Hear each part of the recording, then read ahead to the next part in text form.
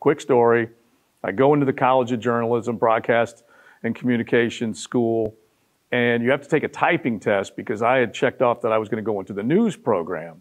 You had to be able to type 20 words a minute. Well, this is how sorry I was back in the day. I failed that test. I could not type 20 words a minute. You cover your hands, you had to go fast. I couldn't do it.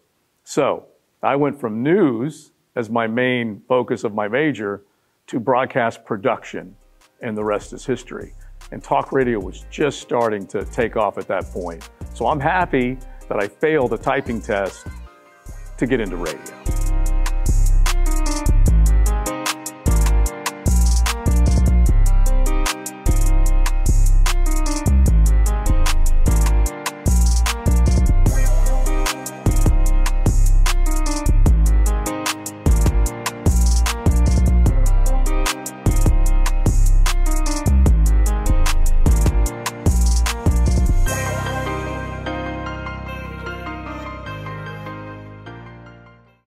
So I grew up in St. Augustine, Florida. I'm homegrown. I'm a member of the Menorcan militia, okay? My grandmother was a Ponce, and the family traces its roots all the way back to Ponce De Leon. So I was a St. Augustine kid, a mullet head in a lot of ways, and I grew up as a sports fan.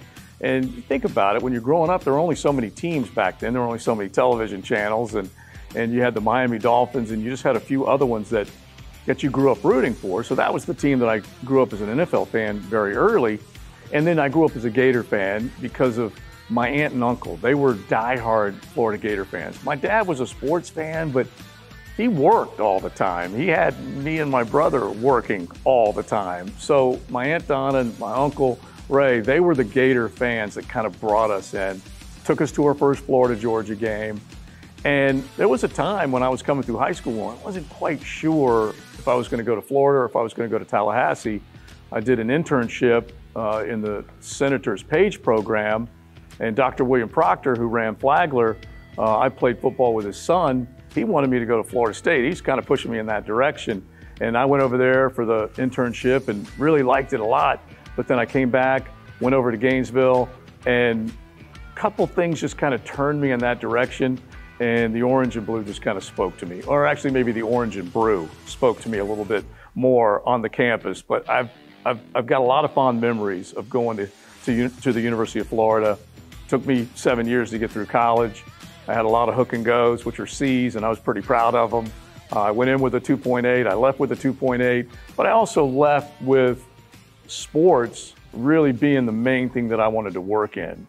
So after 7 years of college, I finally graduated. I've got a diploma to prove it. And about that time, sports radio is really taking off. Now, I came back from Florida to a family business in St. Augustine that my dad had that I was running.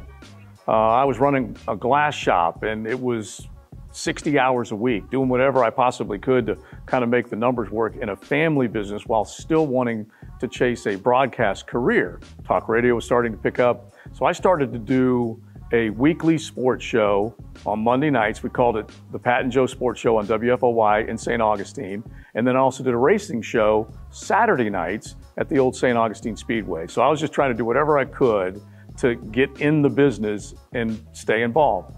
Well, little by little, I started to pick up a few other little gigs. Frank Frangie, who at the time was an afternoon host up here in Jacksonville, brings me in to be a producer on the Gator Football Network.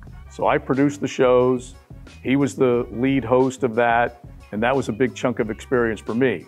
So between that and running my own show in St. Augustine, I would make demo tapes, and I'd drive them up here to Jacksonville, and I'd drop them in Frank Frangie's lap right at some remote that he was doing, and I'd make him listen to my demo tapes. And so he created a position to where I could start doing a little more work for him, and then ultimately came on, started selling radio, had a Saturday show, and then from there, started hosting a morning show with David Lamb.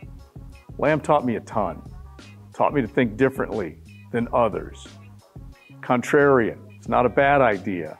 Don't go with the flow that everyone else is going with. And he taught me to see things just a little differently than others, but he also taught me to have fun while you're doing this. This is sports, we should be having fun. Great debate, but always laughing while we're doing it. And so between Frank Frangie and David Lamb, they had a great influence on me. The great Jay Solomon, I always call him the godfather of sports radio here in Jacksonville. He proved in the very beginning that this was a format that would work and people would listen and we could make a living out of it. So those are the three, the triumvirate for me. I started at 1010XL in 2009, and the really cool thing I think about our company, which is Seven Bridges Radio, and 1010XL, is that this plan was hatched by a few people very passionate about sports locally.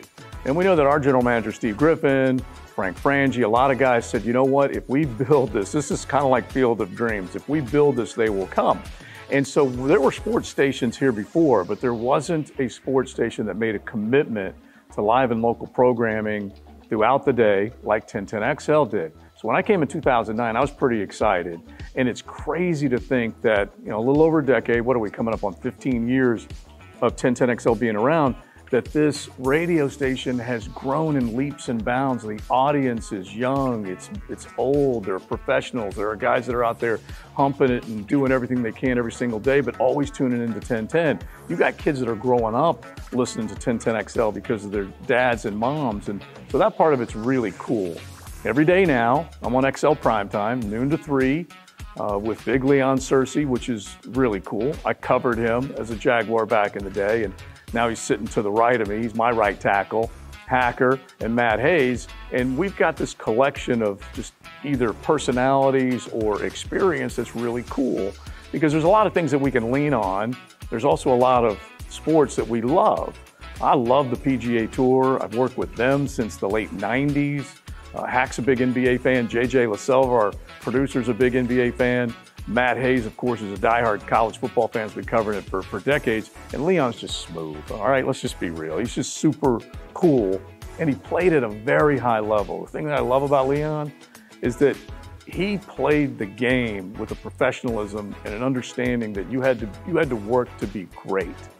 And he brings a little of that to the radio station and to the show every day, which I think is pretty cool.